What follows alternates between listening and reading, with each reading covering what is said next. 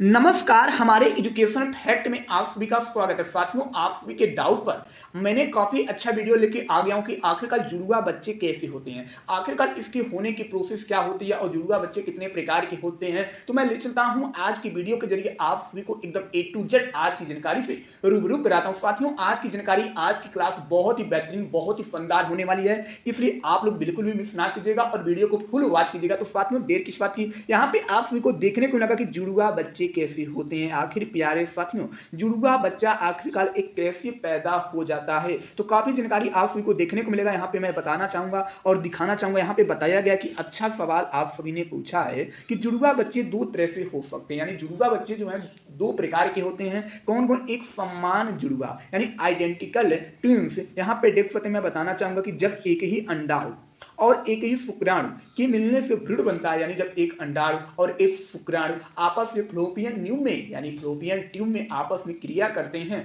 तो उस प्रकार देखकर जाइगोट का फॉर्मेशन यानी युग्मज का निर्माण होता है। तो यह भ्रूण यानी किसी वजह से दो हिस्सों में बट जाता है, यानी जो युग्मज बनता है, जो भ्रूण बनता है, वो देखा जाए तो जो आपका विभाजन होता है उसके थ्रू ये दो भागों में बट जाता है और दोनों अलग अलग बच्चे विकसित करने लगते हैं। यहाँ पे देख सकते हैं दोनों बच्चों का डीएनए एक जैसे होता है, यानी जो भी ट्विंस होते हैं उनमें जो डीएनए का मटेरियल होता है वो सेम होता है। चेहरा, रंग, लंबाई और बहुत सी आदत भी अक्सर बहुत मिलती जुलती है। अब मिलती जुलती क्यों है? क्योंकि एक ही अंडे के फॉर्मेशन से इनका भी डेवलपमेंट होता है, इनका निर्माण होता है। यहाँ पे आप भी देख सकते हैं कि आमतौर पे उनका लिंग भी एक जैसा होता है। यानी प्यारे साथी, यहाँ पे आप सभी को जो बताया गया है कि आइडेंटिकल जो ट्विंस होते हैं उनमें लिंग भी एक प्रकार का होता है, यानी लिंग का मतलब ये है कि दोनों या तो नर होंगे या तो दोनों मादा होंगे, इस प्रकार के ट्यून में। और आप सभी को यहाँ पे बताया कि असमान जुड़वा यानी रेंट्रल ट्यून। यहाँ पे देख सकते हैं जब दो अलग अलग अंडाणु और दो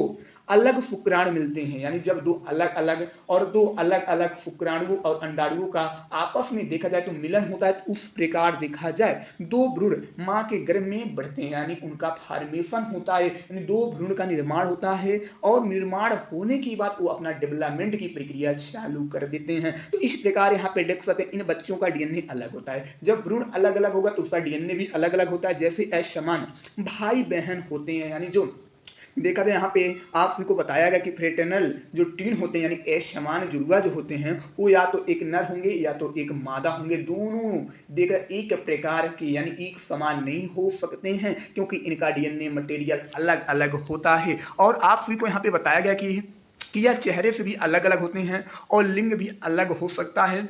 एक लड़का और एक लड़की भी हो सकती है। यहाँ पे देख सकते हैं परिवार में पहले से जुड़वा का इतिहास, यानी कहने का मतलब है कि आखिरकार एक जुड़वा बच्चे का कारण क्या है। तो परिवार में पहले से जुड़वा बच्चों का इतिहास यानी जेनेटिक हो सकता है। साथ ही साथ माँ की उम्र 30 साल से ज़्यादा हो, विशेषकर 35 से 40 वर्ष में संभावना बहुत ही अधिक होती है। हार्मोनल प्रजनन उपचार यानी आईवीएफ यानी इन विट्रो फर्टिलाइजेशन से जब गर्भधारण होता है तो इसमें काफी ट्विंस की जो समस्या होती है वो बढ़ जाती है। कुछ महिलाओं में एक ही समय में एक से अधिक अंडाणु भी निकल जाते हैं, यानी ये तो असामान्य है कि बहुत सारी ऐसी महिला होती है जिनमें हर एक महीने में एक अंडे का फॉर्मेशन होता है। लेकिन कुछ महिलाओं में ऐसा होता है कि कभी कभी दो अंडे बन जाता है। जब दो अंडे बन जाता है तो दो अलग अलग शुक्राणुओं से उनका क्या हो जाता है, फ्यूजन हो जाता है। जब फ्यूजन हो जाता है तो दो अलग अलग प्रकार के भ्रूण बनते हैं और इस प्रकार देखा जाए तो ट्यून बच्चे उत्पन्न हो जाते हैं। तो साथियों, आई होप कि आप सभी की जो भी डाउट थी वो दूर हो गई होगी। और आज की वीडियो आप सभी को कैसा लगा है